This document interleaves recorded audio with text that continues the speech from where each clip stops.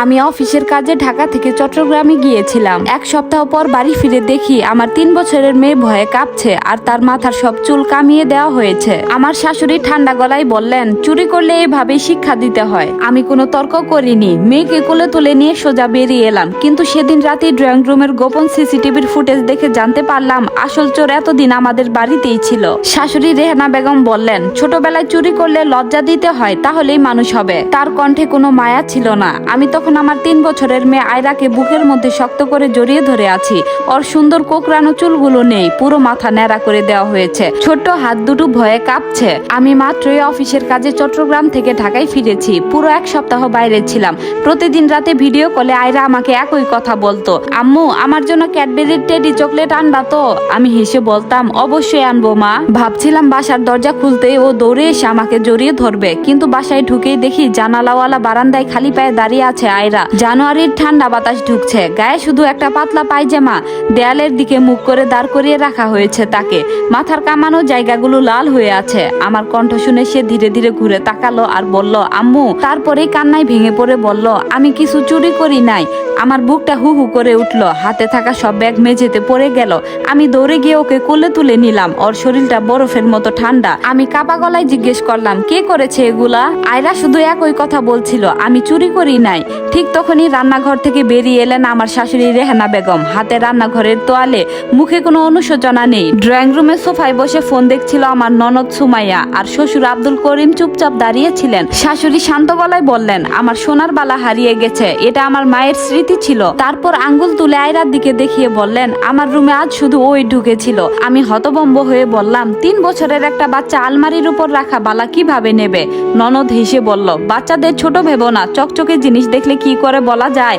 আয়রা আরো শক্ত করে আমাকে জড়িয়ে ধরলো। শাশুড়ি আমার সামনে এসে দাঁড়ালেন আর বললেন, তুমি যখন এই বাড়িতে এসেছিলে তোমার কিছুই ছিল না, এখন তোমার মেয়েও চুরি করা শিখেছে। কথাগুলো শুনে আমি আর এক মুহূর্ত সেখানে থাকতে চাইনি। মেয়েকে কোলে নিয়ে সোজা বাসা থেকে বেরিয়ে এলাম। কিন্তু সেদিন রাতেই ড্রয়িং রুমের গোপনে লাগানো সিসিটিভির ফুটেজ চালিয়ে যা দেখলাম তাতে আমার পুরো পৃথিবী বদলে গেল। কারণ সেখানে স্পষ্ট দেখা যাচ্ছিল আসল চোর কোনো 3 বছরের শিশু নয়, সে ছিল এই পরিবারেরই একজন। রাকিবের উত্তর আসতে 1 মিনিটও লাগলো না। ও বলল, মা একটু আবেগপ্রবণ হয়ে গেছে, বাসায় ফিরে এসো, মায়ের কাছে ক্ষমা চাও, আর বিষয়টা এত বড় করো না, আমরা তো একই পরিবার। আমি বার্তাটা বারবার পড়লাম। তারপর হঠাৎ করে একটা সত্যি পরিষ্কার হয়ে গেল, আমার স্বামী রাকিব কোনোদিনই আমাকে বা আমার মেয়ে আয়রাকে রক্ষা করবে না। সে সব সময় নিজের পরিবারের পক্ষই নেবে। আমি সঙ্গে সঙ্গে তার নম্বর ব্লক করে দিলাম। তারপর আয়রাকে নিয়ে কাছের একটি হোটেলে উঠে গেলাম। সারা রাত আয়রা আমার হাত শক্ত করে ধরেছিল। ঘুমের মধ্যেও বারবার জেগে উঠে নিজের ন্যাড়া মাথায় হাত বুলিয়ে দেখছিল। প্রতিবারই ভয়ে ফিসফিস করে বলছিল, আম্মু আমি তো চুরি করি নাই। ওর প্রতিটি কথা আমার বুকের ভেতরটা ছিঁড়ে দিচ্ছিল। রাত প্রায় 12টার দিকে হঠাৎ আমার একটা কথা মনে পড়লো। আয়রা যখন কয়েক মাসের শিশু ছিল তখন নিরাপত্তার জন্য ড্রয়িং রুমের বুক সেলফের বইগুলোর আড়ালে একটি ছোট সিসিটিভি ক্যামেরা লাগিয়েছিলাম। পরে সবাই ভুলে গেলেও আমি সেটা খুলিনি। তাড়াতাড়ি মোবাইলের পুরোনো অ্যাপটা খুললাম।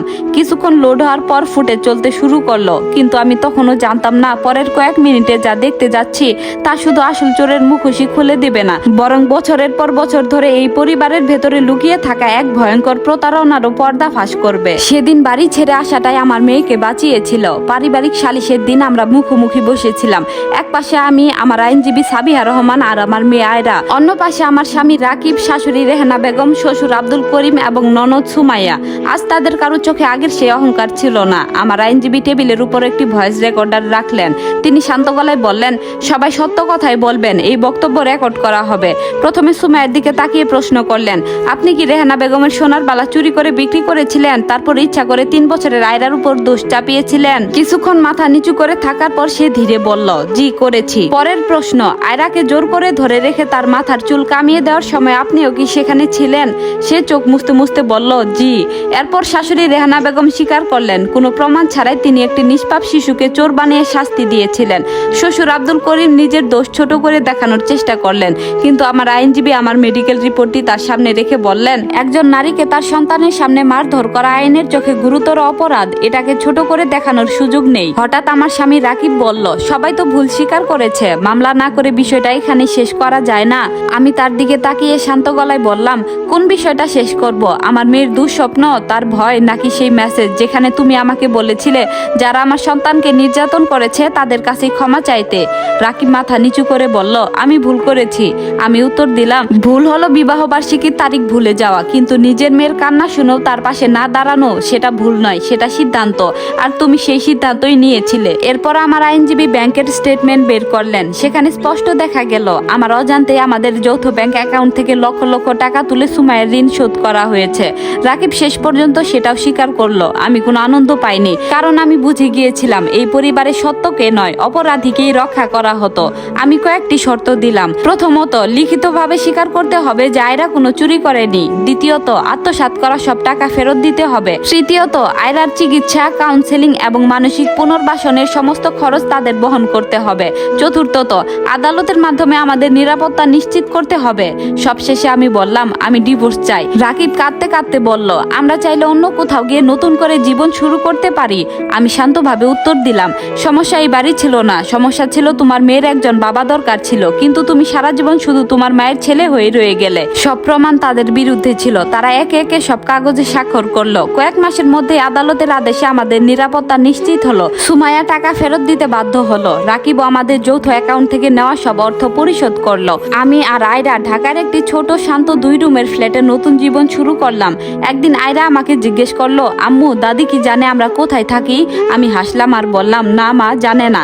তারপরও বলল, দাদু কি এখানে আসবে? আমি বললাম, না সোনা, কেউ তোমাকে আর কষ্ট দিতে পারবে না। অনেক মাস পর্যন্ত আয়রা চুল কাটার মেশিন দেখলেই ভয় পেত। কেউ গয়নার কথা বললেই কেঁদে উঠে বলতো, আমি কিছু চুরি করি নাই। আমি প্রতিবার তাকে বুকে জড়িয়ে ধরে বলতাম, তুমি কোনো ভুল করনি, ভুল করেছিল বড়রা। তোমার শরীর, তোমার সম্মান, এগুলোর উপর জোর করার অধিকার কারো নেই। ধীরে ধীরে আমি তাকে নিজের সিদ্ধান্ত নিজে নিতে শিখিয়েছি। কি পোশাক পরবে, চুল কিভাবে রাখবে, কে তাকে ছুতে পারবে, সব সিদ্ধান্ত তার। সময়ের সঙ্গে সঙ্গে তার সুন্দর কোকড়ানো চুল আবার বড় হলো। ফিরে এলো তার হাসি, আত্মবিশ্বাস আর শৈশব। 1 বছর পর আমাদের ডিভোর্স সম্পন্ন হয়। আদালত থেকে বেরিয়ে রাকিব বলেছিল, আমি সবচেয়ে সহজ কথাটাই বিশ্বাস করেছিলাম, নিজের মেয়ের কথাটা বিশ্বাস করিনি। আমি শুধু বলেছিলাম, অনুশোচনা অতীত বদলাতে পারে না। এখন থেকে শুধু চেষ্টা করো অন্তত একজন ভালো বাবা হও। কিন্তু আমার স্বামী হিসেবে তোমার অধ্যায় শেষ। সেদিন বিকেলে পার্কে খেলতে খেলতে আয়রা এক মেয়ের বেনি দেখে আমাকে বলল, আম্মু, আমার চুল বড় হলে তুমি কি আমারও এমন বেনি করে দেবে? আমি হেসে বললাম, অবশ্যই দেব। সে মিষ্টি করে বলল, কিন্তু চুল কাটবো কিনা সেটা আমি নিজেই ঠিক করব। আমি তাকে বুকে জড়িয়ে ধরে বললাম, হ্যাঁ মা, সবসময় তুমি ঠিক করবে। সেদিন আমি বুঝেছিলাম বাড়ি ছেড়ে আসা আমাদের পরিবারকে ভাঙেনি, বরং ভয়, মিথ্যা আর অন্যায়ের উপর দাঁড়িয়ে থাকা একটি ভাঙা পরিবারের মুখোশ খুলে দিয়েছিল। আর সবচেয়ে বড় জয় ছিল একটাই, আমার মেয়ে শিখেছিল তার কণ্ঠের মূল্য আছে, তার শরীরের সম্মান আছে, আর তার মা সবসময় সবার আগে তার কথাই বিশ্বাস করবে। এই গল্পটি এখানেই শেষ। সম্পূর্ণ গল্পটি আপনাদের কেমন লাগলো অবশ্যই জানাবেন। ধন্যবাদ।